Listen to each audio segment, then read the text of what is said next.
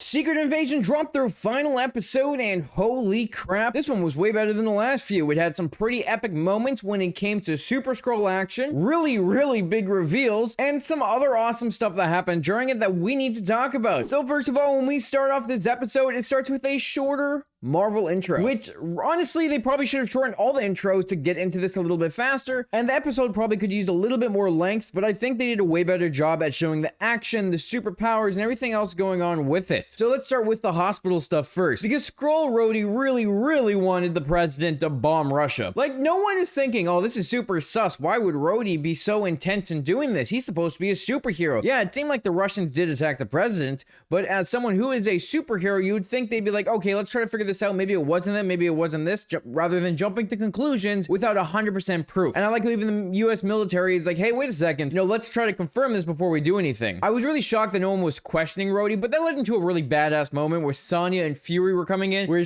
they just kept taking out the Secret Service as they protected the president until Sonya captures Rhodey with no problem too. I love the comment she makes too. No checking behind the doors. You really are a Skrull. But in this whole section, I like how the president can't figure out who to trust, Fury or Rhodey, until eventually Rhodey tries to take out Fury and Fury just freaking shoots him in the head. And boom, there you go. We got the Skrull impersonating dead, which that scene right there, even though we kept jumping back and forth, there was a lot of tension to see what's going on. But now with that over, let's jump into the major part of the episode, with Fury going after Gravik. Because as soon as I saw this, I'm like, holy crap, Fury's a badass. He's just walking in, taking out the other Skrulls like no problem. And it looks like he's dying. Where I'm like, oh, this is probably a fake right here. He's probably pretending to be weak so Gravik can kind of bask in his glory and be like, oh, I'm better than you. I'm stronger than you. I can do whatever I want. You're weak. You're gonna die right here. And I kind of wonder if Fury had an earpiece in Gaia's head the entire time, telling her what to say. Because there's a lot of stuff she said that sounded very Fury. So that must have been what was going on, because I had a feeling he had something up his sleeve, that something was going to happen, and I should have expected Gaia to be the one to come in and get powers and beat the crap out of Gravik. And the whole lead into that confrontation was really well done, because you had Gravik mentioning invisible cloak and shield, where I don't know what the shield would be, maybe like Coulson's shield from Agents of S.H.I.E.L.D., and then invisible cloak, which we did see in What If during the Age of Ultron one where Hawkeye had an invisible cloak. And it was really interesting to learn more about Gravik during this time, where the face he's wearing is the first person he killed. Every time he killed someone for Fury, it kind of chipped away at his heart. Even pointing out that Fury used the Skrulls and then threw them away, which he kind of did. But to be fair, he later acknowledged there wasn't actually any other planets they could live on, and that Earth was their only option. However, it's kind of hard to make all the people on Earth accept the Skrulls because they're shape-shifting aliens. He didn't say that specifically, but that is exactly how I saw it, because it's true. Earth would not accept them. Even by the end of the episode, how Ritson put a target on everyone's back,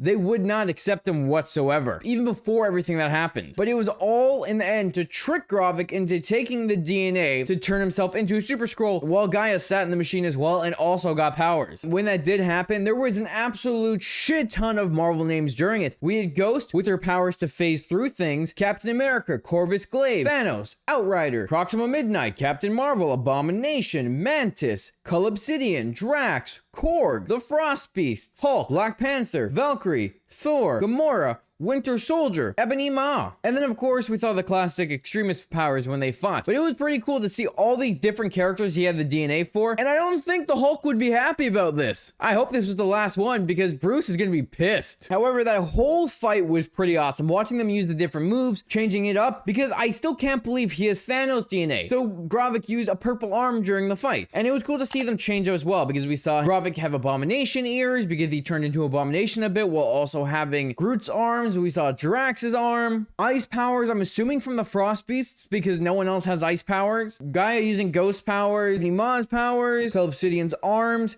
Captain Marvel's powers are probably the best looking on screen, because it visualizes both of them in her kind of cosmic looking powers. Using Mantis's power to make Gravik sleep, which makes me wonder how they knew how to use some of these powers, because Mantis is more of like a mental one rather than the other ones, unless it was natural for them to figure out which one they wanted to do. Super Skrull fight was just badass. Like all these other powers coming around using their full strength, but now it pretty much means that Gaia is the absolute strongest weapon. And I knew she was going to be the one to take out Gravik because of what he did to Talos, so it's really cool to see that happen. happen. Again, the only thing I'm kind of wondering is that Guy is this really powerful character now. When is she going to show up again? Is she going to be part of the Avengers? Is she going to be part of something else? Like, she's definitely staying around because Sonya recruits her at the end of the episode to help her. Sonya will also help the Skrulls at the same time. Where I totally thought that she would have been going with Fury back to the Saber space station to stay up there. So I wonder if she will show up in the Marvels or if we'll see her in something else down the line, because that's another character they've added to the MCU that it's a big hero that will need to show up again at some point, because especially because Emilia Clarke is such a big actress, it would be weird for her not to come back again. However, Gaia does release all the prisoners, so they actually had Everett Ross. Now, I don't know where Ross was taken. However, I think it was after Black Panther Wakanda Forever, because he's wearing a black shirt, which could be similar to the black shirt he was wearing when he was in that movie, right before he got arrested by Valance. So it's a good chance he got swapped out before his prison transfer. That means Okoye would have saved a Skrull at the end of that movie. But at least we made it clear where Rhodey was taken, because he was taken after Civil War. Meaning, Rhodey does not know that Iron Man is dead. He never went to his best friend's funeral. He never was there when his best friend died. He didn't live any of the events of Infinity War or Endgame, and that was all a Skrull this entire time, which is insane. I was not expecting that. That is probably the biggest reveal, which is going to be a really big impact. I'm assuming we're going to be dealing during Armor Wars, because now he's going to have to live through everything. He's going to have to live through everything that happened, and it's going to be a very big moment for that character. I'm honestly still shocked Rhodey was not Rhodey during any of the last previous movies. However, the ending of the series really did set up a lot of big things for the MCU, because the president has pretty much declared a war on Skrulls, which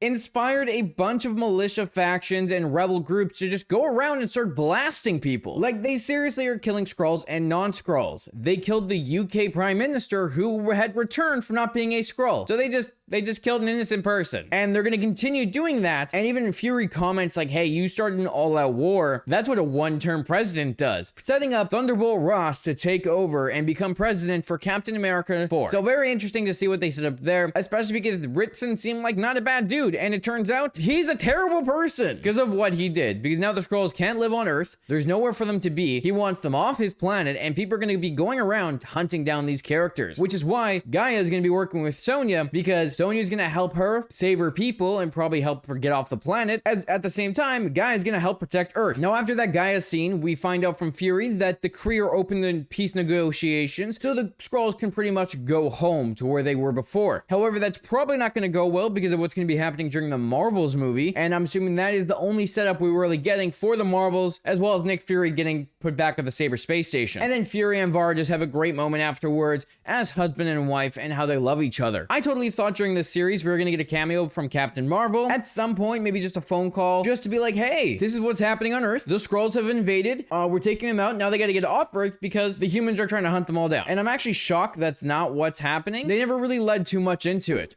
Secret Invasion overall was a good series. I felt like some of the times it was a little bit slow, but it had some good tension. I do wish it was a little bit on the bigger scale though. Having some bigger characters show up and not actually be those characters, and they're secretly Skrulls, I think that would have been really interesting and a really big, holy crap, what's going on. I think for a limited series, it did what it needed to do, gave Fury an interesting story, introduced us to the Super Skrulls, and gave us the invasion itself. Now, I'm assuming everything that had to do with the Skrulls as well is probably going to lead into Captain America New World Order, because people are going to be hunting down Skrulls. It's all going to be an all-out war because no one knows who to trust, because they could be a Skrull. But let me know, what did you think of Secret Invasion? How do you think it sets up the Marvels? And how do you feel about Rhodey not being Rhodey for the last couple movies and not experiencing Iron Man's death? And do you think Everett Ross was taken after Black Panther Wakanda Forever or earlier? I hope you liked my video and my Secret Invasion breakdowns. Make sure to hit the like button and the subscribe button to stay up to date with all my other Marvel and DC content. I hope you enjoyed this video. Thanks for watching, and I'll talk to you later.